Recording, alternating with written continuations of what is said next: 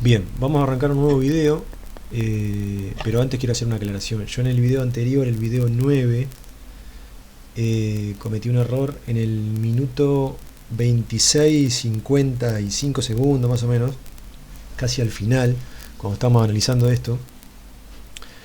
Yo dije que la distancia entre la frecuencia intermedia y el oscilador local, esta distancia hacia acá era una frecuencia intermedia, no, pero eso está mal. Entre esta frecuencia y esta frecuencia hay una distancia igual a FR, ¿no? FRF, a FRF. Porque si esto menos FRF queda acá y esto más FRF queda acá, esta distancia que está acá es FRF. Bueno, ¿y qué es FRF? FRF es la frecuencia de la portadora de la señal que yo quiero convertir de alguna manera para hacerla entrar en la frecuencia intermedia. Recuerden que acá yo decía que esto lo tomo de acá arriba y lo largo acá en la frecuencia del oscilador local cuando hago el heterodeinaje acá. Bueno, si yo lo largo acá, corro todo completo el espectro, y entre el 0 y esto estaba la frecuencia de portadora. Lo que pasa es que acá la llamo frecuencia de portadora y acá la llamo frecuencia RF. Así que bueno, esa pequeña aclaración. Seguimos adelante. Bueno, hablemos de la frecuencia imagen. Página 14, pero veamos este mezclador que está acá, es donde se hace el heterodeinaje. Por un lado ingresa la señal de RF, o sea la portadora con las dos bandas laterales que ya fue amplificada y preseleccionada en la etapa, toda esta etapa que viene acá adelante. Tengo, bueno, un oscilador local, que es lo que hago la mezcla con esto, que está acá, y el oscilador local está preparado de manera tal que acá la resta me dé 455 en el caso de los receptores de AM comercial, o puede dar otro número, 10,7 por ejemplo, dijimos en 10,7 megas en FM. La cuestión es que tiene que ser un número fijo y tengo que elegir si voy a usar la suma o voy a usar la resta de esta mezcla. Por lo general se usa la resta, y en el caso, como les digo, de AM comercial son 455 kHz. Quiere decir que toda la etapa que está para acá adelante, que es el filtro de frecuencia intermedia y el amplificador de frecuencia intermedia, va a trabajar fijo a una frecuencia de 455 kHz. Bien, habiendo repasado eso, vamos a ver esto que está acá. ¿Y qué es esto de la frecuencia imagen? Entonces, por definición, las frecuencias ubicadas a dos veces la frecuencia intermedia de la frecuencia de portadora de RF pueden ingresar a la etapa de FI, por lo tanto se las conoce como frecuencia imagen. Bueno, ¿qué significa eso? Veamos otra vez otro gráfico espectral donde están acá dibujadas todas las frecuencias que hay involucradas en este heterodeinaje. Recuerden que esto es la frecuencia de la entrada y la del oscilador local es la otra entrada, y como resultado me da esto que está acá. Pero bien, lo que hace el mezclador, hace la resta entre esta y esta, o en realidad para que dé positivo entre esta y esta, y me da este resultado de acá. Ahora, hace esa resta porque supuestamente en la entrada del mezclador la única señal que yo tengo es esta. Pero ¿qué pasa si a la entrada de este mezclador hay una frecuencia que está separada 2 FI, ¿no? 2 veces FI de la frecuencia de RF? Por ejemplo, esta frecuencia que la llamo frecuencia imagen. Si acá en la entrada yo tengo una frecuencia que llamo frecuencia imagen, que puede ser cualquier otra estación que se cumpla, que tenga 2 veces la frecuencia, que esté separada, ¿no? 2 veces la frecuencia intermedia. Para nuestro caso y en este ejemplo, si la frecuencia intermedia es 455, 2 veces 455, después de 1 mega me da 1,910, o sea, 455 por 2 me da 910 kHz. Entonces, desde acá, 910 kHz para adelante, voy a tener, puede ser que haya una estación, puede ser que haya ruido, puede ser que haya cualquier cosa, vamos a suponer que hay otra estación. Entonces esta frecuencia, si por algún motivo entra a la entrada de mezcla, la resta, fíjense que va a dar también esto menos esto, me va a dar 455.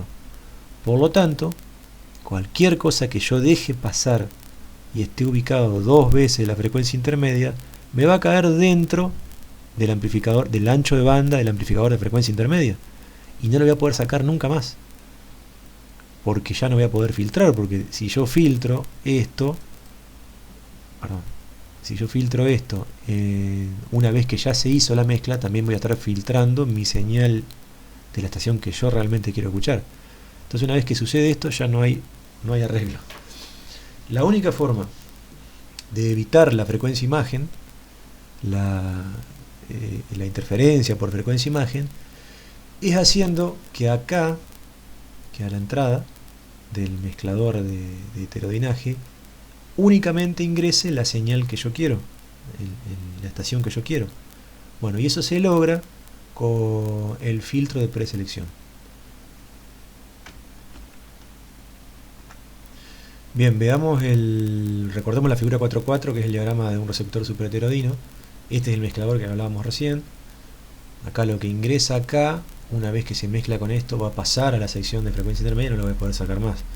Entonces, para evitar que acá ingrese la frecuencia imagen, recuerden la diferencia entre frecuencia intermedia y frecuencia imagen. Frecuencia intermedia es algo que sería algo bueno, y la frecuencia imagen sería algo interferencia, algo malo. Entonces, para evitar la frecuencia imagen acá, yo lo que tengo que hacer es tener una buena preselección. O sea, que no ingrese la frecuencia imagen, que únicamente ingrese la frecuencia de la portadora que yo quiero realmente sintonizar. Volvemos al apunte y a este diagrama de acá. Entonces, si yo tengo acá un buen filtro preselector, que es esta gráfica es un filtro pasabanda, el filtro preselector que estaba allá adelante, esto que está acá obviamente no va a entrar porque está lejísimo del filtro. Pero bueno, el filtro puede ser que sea mucho más ancho e ingrese una partecita de la frecuencia imagen, que después cuando haga la resta va a caer dentro del filtro de frecuencia intermedia. Bueno, ese sería un caso intermedio. Si el filtro es malo, ingresa poca frecuencia imagen, pero ingresa. El caso ideal es que esté muy alejado. Entonces, con un filtro que no es tan bueno, puede funcionar. Entonces, es bueno siempre que la frecuencia intermedia sea alta, para que estas dos distancias que están acá sean largas y se aleje la frecuencia imagen de la frecuencia de portadora. Bueno, básicamente, entonces ese es el problema de la frecuencia imagen. Bien, recién dijimos que entonces lo ideal sería, para evitar el problema de la frecuencia imagen, es tener una frecuencia intermedia alta. Pero ahí empiezan los problemas, digamos, porque una frecuencia intermedia alta significa un amplificador que tenga mucha ganancia, porque la frecuencia intermedia tiene que tener mucha ganancia. Y mucha ganancia y frecuencias altas es complicado, porque los amplificadores se empiezan a ser inestables y pueden oscilar solos y tener algunos problemas. Entonces, para solucionar eso, lo que se hace es hacer una doble conversión, y de ahí vienen los receptores de AM de doble conversión.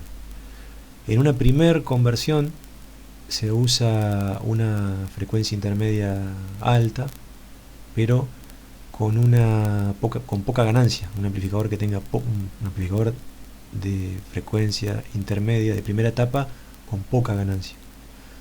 Y luego se usa otra frecuencia intermedia que no sea tan alta, y se le da mucho más ganancia al amplificador.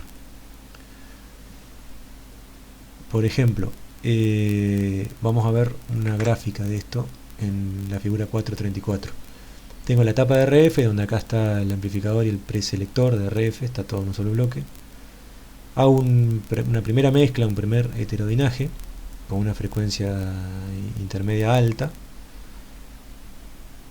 paso por un filtro pasabanda y después hago otra mezcla con una frecuencia intermedia no muy alta y el amplificador con mucha ganancia de frecuencia intermedia. Y acá yo tengo una doble conversión. Si le queremos poner números con un ejemplo, acá lo tengo. Una primera etapa de frecuencia intermedia, puedo llegar a elegir 10,625 megas, que va a separar, acuérdense, 2 FI, que son 21 megas, la frecuencia imagen de la FRF. O sea, volviendo acá, la frecuencia imagen de la FRS, que son 2 FI, va a estar separado 20 y pico de megas, que es muchísimo. Acá era 910 kHz nomás. Entonces, en una primera conversión, utilizo una frecuencia intermedia de 10 megas y ajusto un oscilador local, digamos, para que me dé 10 megas. Entonces voy a tener desplazado muchísimo la frecuencia imagen de la FRF. Y en una segunda conversión sí puedo, y fíjense, perdón, acá que ni siquiera amplifico 1. Y acá en una segunda etapa sí puedo usar 455 kHz, porque total yo ya hice la mezcla y la frecuencia imagen quedó totalmente afuera. Acá voy a tener únicamente la frecuencia de la portadora modulada, digamos, que yo quiero escuchar. Entonces, en esta segunda conversión, que es selecciono un segundo oscilador local para que me dé 455, acá sí, el amplificador que me va a estar esperando después de la mezcla va a ser de alta ganancia. Fíjese también cosa a tener en cuenta, que hay dos osciladores locales que son completamente distintos. Cada uno de ellos están ajustados para que entre esto y entre lo que está acá y lo que está acá, dé un número fijo. Acá va a haber un número fijo bajo, una frecuencia intermedia baja, y acá va a haber una frecuencia intermedia alta, justamente por el motivo que venimos estudiando. Bien, ahora hablemos sobre esto que quedó pendiente, que es el circuito detector de AM. Vamos a ubicarlo en el diagrama en bloque de vuelta del receptor. Ya habíamos visto la sección de RF, la sección de mezcla o heterodinaje, la sección de frecuencia intermedia. Y acá tengo una señal similar a esta, que es también similar a la señal de RF, que es un oscilograma típico de una señal de AM con portadora, modulada con un solo tono, ¿no? Porque tengo este tono que está acá. Esta va a ser la información, la F sub M, que se replica también en la parte negativa. Bien, y yo lo que tengo que hacer ahora es recuperar la información. Bueno, esa información la voy a recuperar con un detector de audio. Y vamos a estudiar un detector a diodos, un detector de un solo diodo, que es este que está acá, que también se lo conoce como detector de picos o detector de envolvente. Bien, hay dos explicaciones para entender esto. Una es esta que está acá, que está basada en la explicación de que el diodo es un dispositivo lineal. Por lo tanto, a la salida de este circuito, que es un diodo, una resistencia y un capacitor, el diodo tiene una resistencia interna, una resistencia dinámica, como ustedes conocen ya. Entonces yo acá ingreso con la señal de frecuencia intermedia, esto está visto en el dominio de la frecuencia, y acá voy a tener audio solamente, o sea, las bandas laterales recuperadas. Entonces esta explicación, que se basa en el diodo como dispositivo lineal, yo sé que a la entrada de un dispositivo lineal, si tengo una o dos señales, dos o tres señales, a la salida voy a tener los armónicos y los productos cruzados. Y en este caso yo puedo considerar que una señal de AM, como esta, que es la que sale de la frecuencia intermedia, son tres señales, o sea, la portadora y las dos bandas laterales, son tres señales.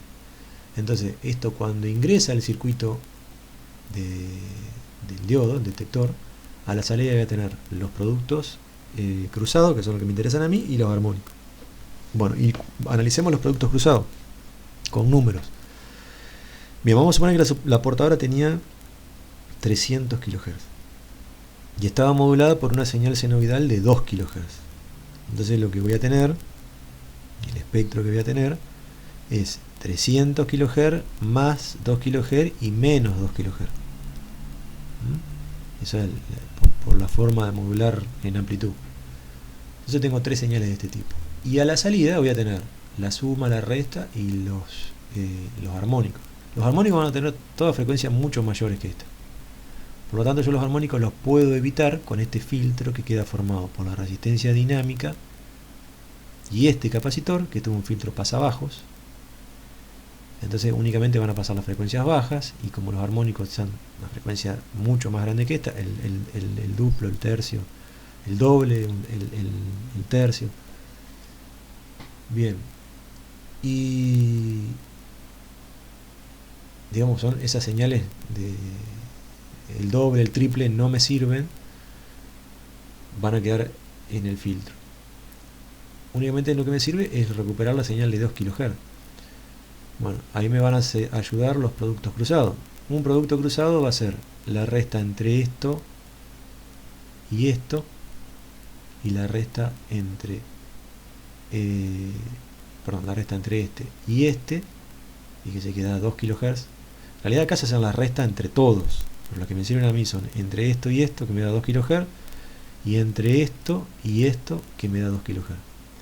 Y como 300 kHz y 300 kHz son la señal de portadora que tiene mucha amplitud, estos dos productos cruzados van a ser de buena amplitud respecto de este, que va a ser la resta entre esto y esto, que me va a dar el doble, que no me va a servir tampoco, pero esto va a tener muchísimo menos amplitud que esto.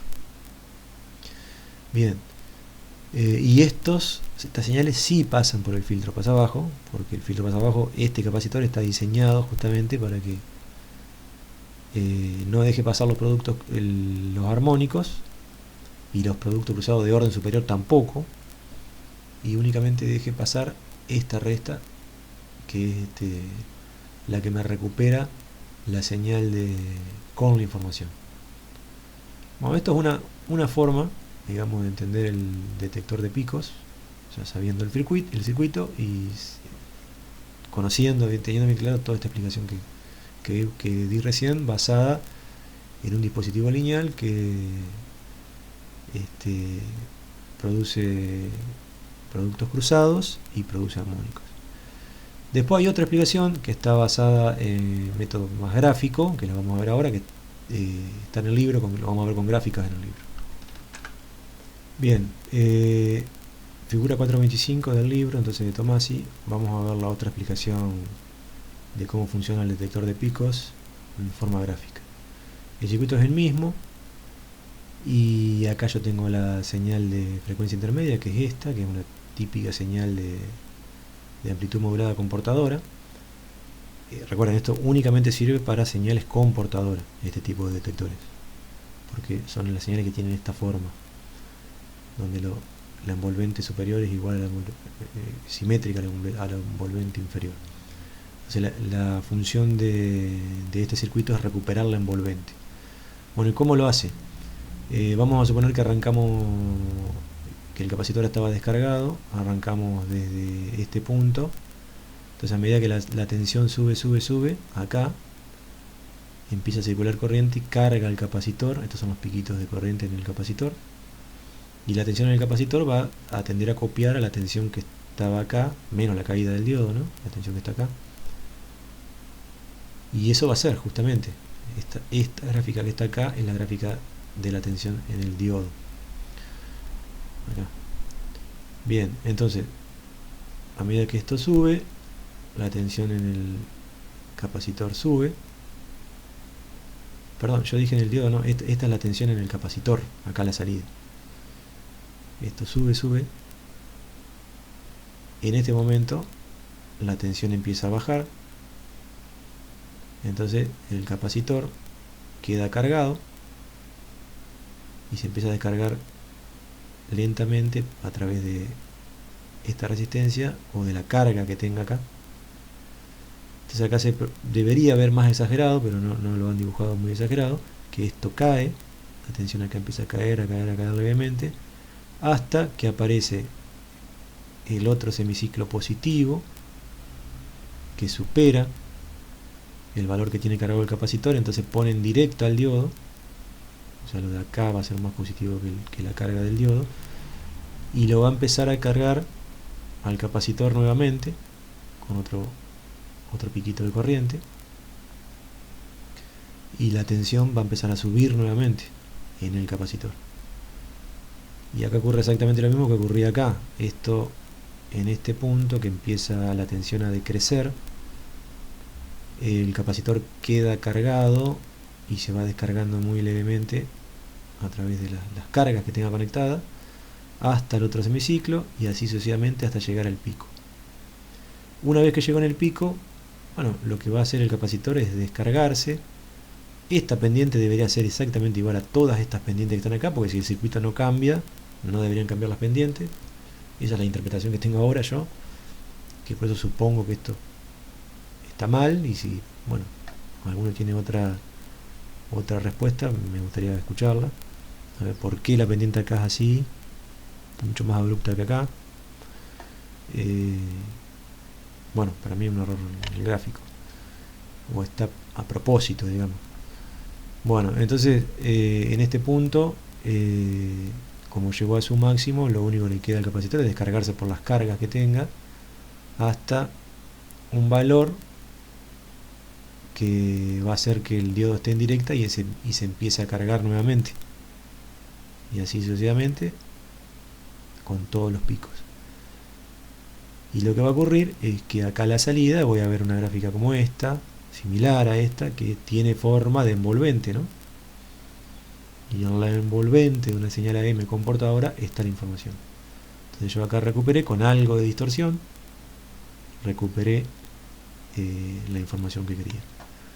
Una conclusión que puedo sacar, que es clave, digamos, el valor de este capacitor y el circuito de descarga, porque si se descarga muy lentamente, bueno, voy a tener un problema de que me voy a perder algunos picos, y si se descarga muy rápidamente voy a tener mucha distorsión. Vamos a ver, ahora voy a ubicar las otras gráficas donde está exagerado eso. Acá, por ejemplo, acá la constante de tiempo RC era demasiado chiquitita, o sea, se descargan muy rápidamente el capacitor. Entonces fíjense que aparece todo un rizado acá, y acá la constante de tiempo es muy grande, o sea, se descarga muy lento. Entonces me estoy perdiendo toda esta parte acá de información, aparece una distorsión enorme. Y en esta gráfica, la 426 sería el caso ideal, ¿no? Ya, la envolvente es muy similar a la señal que moduló a la portadora. Bueno, con esto terminamos esta parte de acá, no lo vemos. Terminamos la parte de AM comportadora, y vamos a arrancar con banda lateral única o BLU.